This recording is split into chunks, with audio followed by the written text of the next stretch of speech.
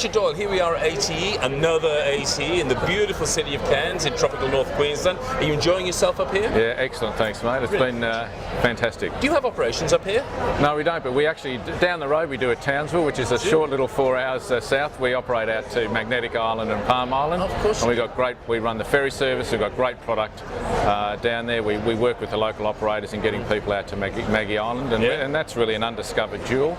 So that's certainly one of the products that we're sort of showcasing at this year's ATE, being in Queensland. Absolutely. Which is fantastic. Now, you're Director of Sales and Marketing for the Sealick Group, which incorporates Captain Cook and a whole load of other stuff, okay? Sure. Now, about 2 years into the sort of revised group, the new life and all that sort of stuff, tell me, what's the last couple of years been like, and then what's new, what's exciting, what's hot? Look, it's been a fantastic journey, and having Sealick by Captain Cook and now part of the suite of the team, we've got a whole heap of new product coming online. We've just started an operation in Darwin, operating out to the Tiwi Islands, which is a fantastic, really raw indigenous experience. We're working with the traditional owners to build in new product.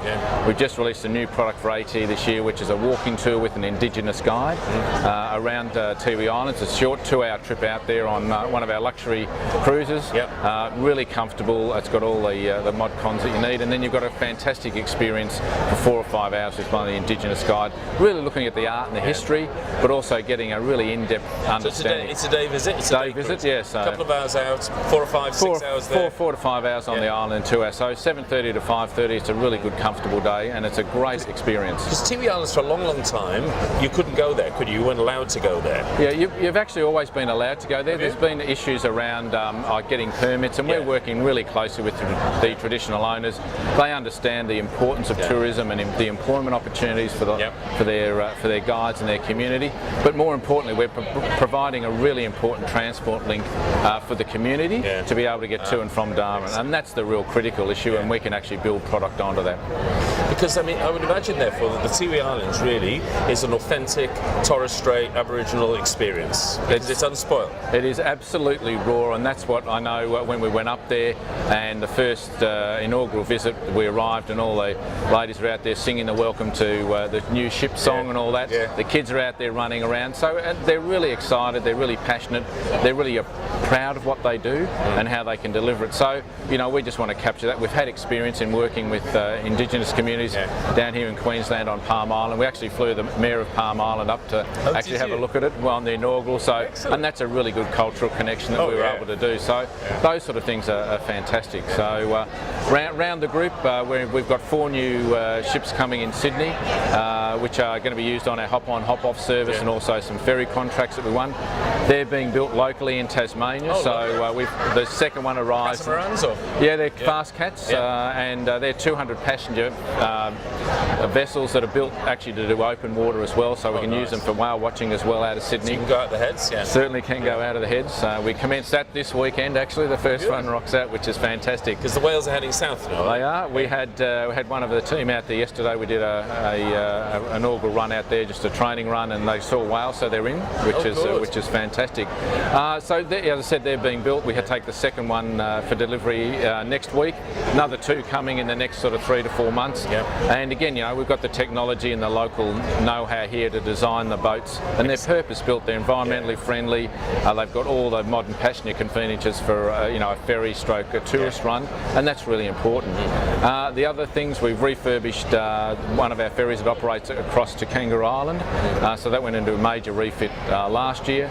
Sydney 2000 is coming off the run through winter again for a major refurbishment of 2 of its decks.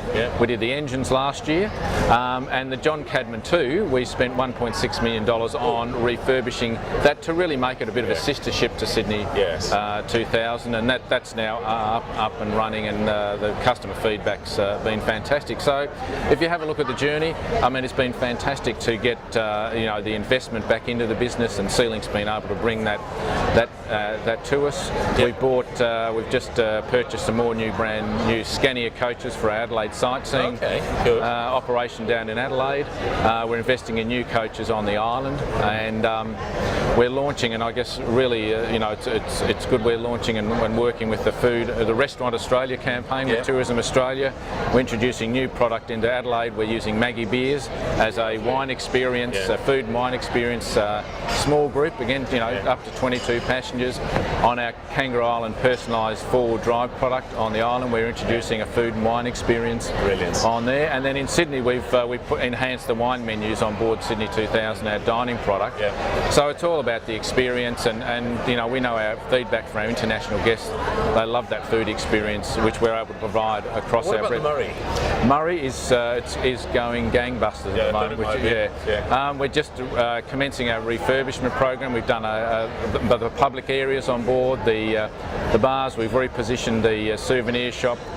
The two lounges have been refurbished, and she goes into wet dock at the end of next month, and we'll do all the stateroom cabins will be fully refurbished. We've partially done a number of bathrooms in the outside cabins, and that'll be progressively done over this year. So again, there's some exciting news in the last 2.5 years that the guys are bringing some great investment opportunities and refreshing both brands. Now across the group, it's a bit of a generalisation this, because Sydney's very different, okay? You're obviously here at AT, which is about inbound tourism, okay? And are you seeing a change in the profile of the sort of visitors that are using or visiting or travelling on your vessels? Look, it really is that the profile hasn't changed that much. What we're finding is that they're becoming a little more discerning in the service and what they want. And we, with our feedback, which we run all the time on board, because we've got Wi-Fi, free Wi-Fi on board the ferries. Free Wi-Fi, well done, big tick in free the box. Wi-Fi on Sydney and Murray and on the ferries. We're able to sort of respond fairly quickly to customers in relation to the service or some of those aspects. So international business is growing, and that's encouraging across the group.